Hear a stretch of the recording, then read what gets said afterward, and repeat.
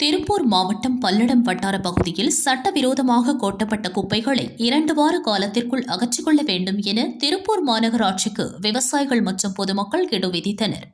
பல்லடத்தை அடுத்த போமலூர் தனியார் திருமண மண்டபத்தில் விவசாயிகள் பொதுமக்கள் பங்கேற்ற ஆலோசனைக் கூட்டம் நடந்தது. திருப்பூர் மாநகராட்சியின் குப்பைகள் கொட்டுவதற்கு எதிராக ஈச்சிப்பட்டி கிராமத்தில் நடந்த போராட்டத்தை தொடர்ந்து அடுத்த கட்ட நடவடிக்கைகள் குறித்து ஆலோசனை மேற்கொள்ளப்பட்டது. சட்ட போராட்டம்னா பசுமை தீர்ப்பாயத்துக்கு போகணும், வழக்கு தாக்கல் செய்யணும். குப்பையை ஒரு இடத்துல கொட்டணும்னா மாசு கட்டுப்பாட்டு வாரியத்துக்கு அனுமதி வாங்கணும். அது ஊராட்சியா இருந்தாலும் நகராட்சியா இருந்தாலும் பேரூராட்சியா இருந்தாலும். திருப்பூர்ல மாநகராட்சி இதுவரைக்கும் ஒரு இடத்துல கூட குப்பை கொட்டுறதுக்கு மாசு கட்டுப்பாட்டு வாரியத்துல அனுமதி வாங்கியதே கிடையாது. அனுமதி வாங்கினதே கிடையாதுங்க. அனுமதியே இல்லாம கொட்ட போறாங்க. சதீஷ் போய் பொதுநல வழக்கு போடுற பசுமை தீர்ப்பாயத்துல பசுமை தீர்ப்பாயம் தடையே விதிக்கல. இன்று போய் நாளை வாய்னு ஒரு பழமொழி இருக்கும்.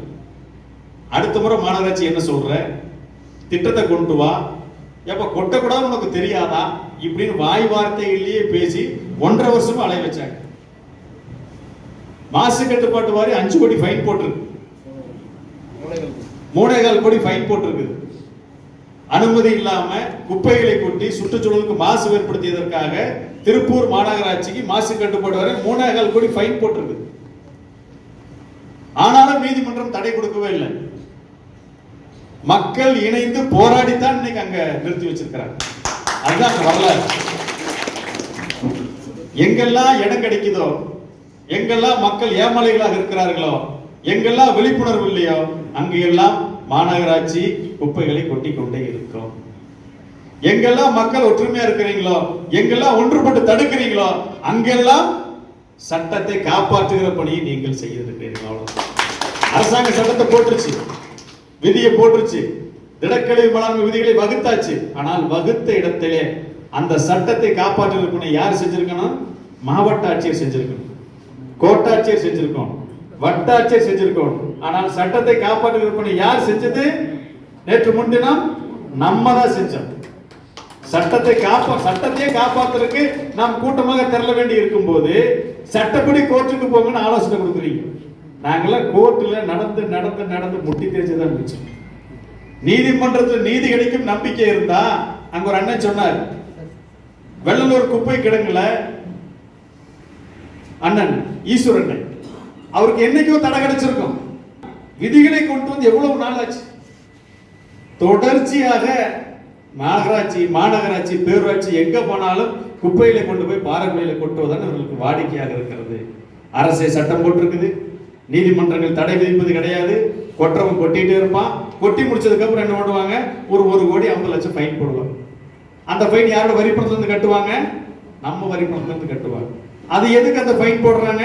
அந்த குப்பையை எடுத்து அந்த இடத்தை சுத்தம் செஞ்சு அந்த இடத்துக்கு ஏற்பட்டிருக்கிற பாதிப்புகளுக்குள்ள சரி செய்யறதுக்கு அந்த ஃபைனை போடுறாங்க. அந்த ஃபைன் அவங்க கட்டுறதும் இல்லை, இவங்க அதை சரி செய்யறதும் கிடையாது. ஆக இன்னைக்கு தமிழ்நாடு பூராவும் இந்த சிக்கல் நிலவி கொண்டிருக்கிறது. பொதுவாகவே கிராமங்கள் எல்லாமே நகரத்தினுடைய குப்பை கிடங்களாக கருதப்படுவது பிரச்சனைக்கு காரணம். எல்லா நகராட்சி பேரூராட்சி பாருங்க, நகரத்துக்கு பக்கத்துல 5 ஏக்கர் 10 ஏக்கர் வாங்குறது, அங்க குப்பையை கொட்டுறது, தீய வச்சு எரிக்கிறது தான் இவங்களுக்கு தெரிஞ்ச ஒரே ஒரு வழி. நம்ம ஊராட்சிகளை கூட குப்பை ரோட்டோரமா கொட்டுவாங்க, பள்ளத்தோரமா கொட்டுவாங்க, யாரும் இல்லாத தீய வச்சுட்டு போட்டு போயிடுவாங்க. இதான் நடந்துட்டு இருக்கு. இந்த வேலையை மாநகராட்சி நகராட்சி செய்து கொண்டே இருக்கிறது. ஒரு ஆளுக்கு 800 ரூபாய் சம்பளம் கொடுக்கணும், குப்பை அளிக்கிற ஆளுக்கு 300 ரூபாய் தான் கொடுக்குறாங்க. அதுல 500 ரூபாய் போடுது. ஒரு தினசரி குப்பை வலிக்கணும், குப்பை வலிக்கிறது இல்ல, வாரத்துக்கு 2 நாளைக்கு தான் வலிக்கிறாங்க. ஏன் குப்பை தினசரி வலிக்கணும் கேட்டா, அதுக்கப்புறம் நீங்க 500 ரூபாய் கொடுத்து மூட்டு குப்பை எடுப்பாங்க. பக்கத்து வீட்டு குப்பையெல்லாம் கொடுத்து உங்க வீட்டில் போட்டு போயிருப்பாங்க. ஆக மாநகராட்சி குப்பைகளை வைத்து மிகப்பெரிய ஊழலை நடத்தி கொண்டிருக்கிறது.